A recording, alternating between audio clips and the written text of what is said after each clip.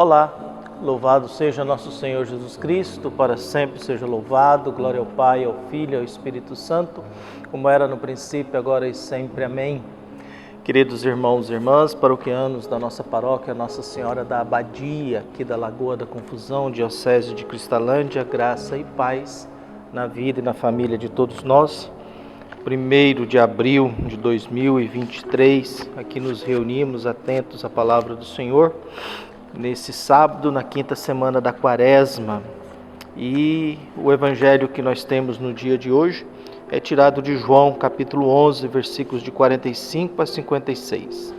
O Senhor esteja convosco, Ele está no meio de nós. Proclamação do evangelho de Jesus Cristo segundo João. Glória a vós, Senhor.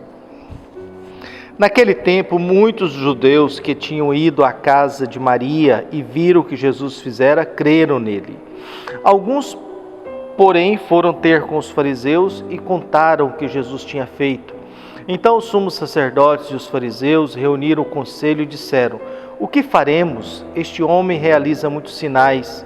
Se deixamos que ele continue assim, todos vão acreditar nele e virão os romanos e destruirão o nosso lugar santo e a nossa nação. Um deles, chamado Caifás, sumo sacerdote em função daquele ano, disse: vós não entendeis nada. Não percebeis que é melhor um só morrer pelo povo do que perecer a nação inteira?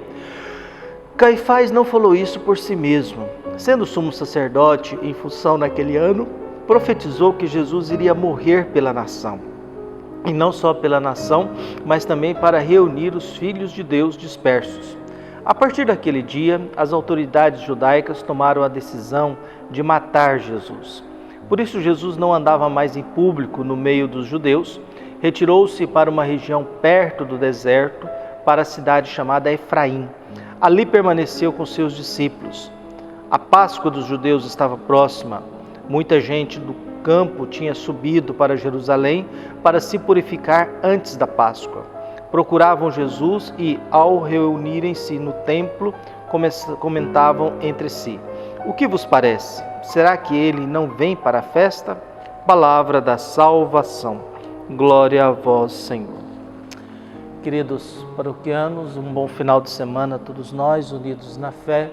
A gente, nesse tempo da Quaresma, em que nós reservamos esse período para nos preparar para o Tríduo Pascal, aqui nós vamos nos alimentando com a Sagrada Escritura sobre os acontecimentos, sobre a vida de Jesus nos últimos dias da sua existência. A gente tem uma impressão, e às vezes é um assunto complicado para nós, pensar a rejeição que Jesus sofreu, a perseguição que Jesus sofreu, a rejeição que ele foi adquirindo no decorrer do tempo, a tal ponto de se reunir um conselho para planejar e decretar a sua morte, como vimos hoje. A vida ela é muito contraditória. Há uma frase famosa, de Dom Helder, que dizia, Dom Helder Câmara, que nasceu em 1909 e morreu em 1999, dizia: a fome dos outros condena a civilização dos que não têm fome. A fome dos outros condena aqueles que vivem na fartura. A fome dos outros condena aqueles que vivem na abundância. A pobreza condena aqueles que vivem no luxo absoluto, sem perceber que há gente que vive no lixão. Há sempre gente no luxo e gente no lixo. Há sempre gente na abundância e gente na carência absoluta das coisas. E quando a gente olha assim, o que nós ouvimos no Evangelho de hoje, nós temos Jesus que ressuscitou Lázaro. O último sinal do Evangelho de João é a ressurreição de Lázaro, fazendo menção à sua ressurreição. Claro que Lázaro depois morre, Jesus ressuscita, mas é o último sinal. E todos os sinais no Evangelho de João, eles têm uma finalidade só: fazer com que a gente creia em Jesus. Aquilo que Jesus faz é só para que a gente acredite nele.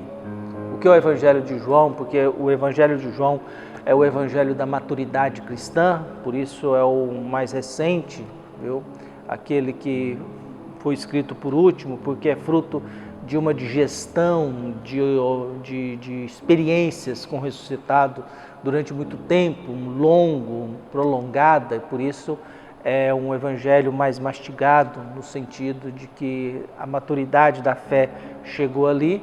Ele vê a reação das pessoas que estão diante do que Jesus fez com Lázaro. Só que toda reação e toda situação, a gente tem que lembrar que eu preciso sempre me dizer de que lado que eu estou diante daquilo que aconteceu. A ressurreição de Lázaro foi uma alegria para Jesus, foi uma alegria para os seus amigos, pelos seus parentes. Para muitos foi um sinal para acreditar em Jesus, mas para os fariseus e doutores da lei é um problema sério. Convoca-se uma reunião dos chefes. O que vamos fazer? Se todo mundo começar a acreditar nele, os romanos irão vir aqui e vão destruir a nossa nação.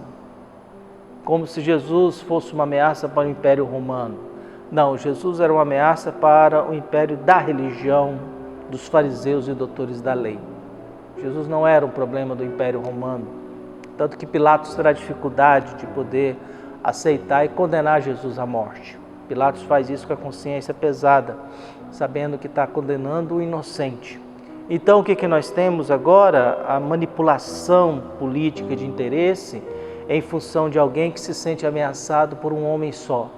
Um filho de um carpinteiro que sai pelas ruas anunciando o reinado de Deus, dando atenção aos pobres, curando os doentes, ajudando as pessoas a voltar para casa não mais carregadas, mas sendo carregadas, mas carregando, não carregar mais a culpa de sentimento de ter cometido um pecado e por isso não é capaz de andar, por isso fica doente.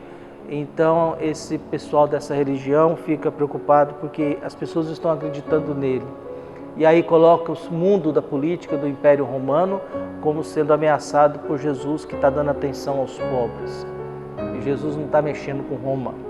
Jesus não está preocupado com o Império Romano, ele está preocupado com o império da religião, que é usada e usa para poder manter-se na sua situação. Viu? Caifás é um homem que está servindo naquela época, ele faz uma profecia.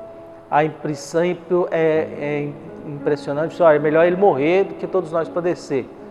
Mas lembramos que esse homem, ele é um homem que é discípulo de Jesus às escondidas. E o Evangelho de João diz, ele profetizou, Jesus vai morrer para salvar a nação. Jesus aceita morrer para unir os seus. Jesus enfrenta a morte e as consequências da sua pregação diante das ameaças para poder proteger os seus e para se revelar ressuscitado, para unir e dar continuidade à sua missão. Deus nos ama, principalmente nos momentos mais cruéis, frágeis, de maior sofrimento e pobreza da nossa vida. Viu?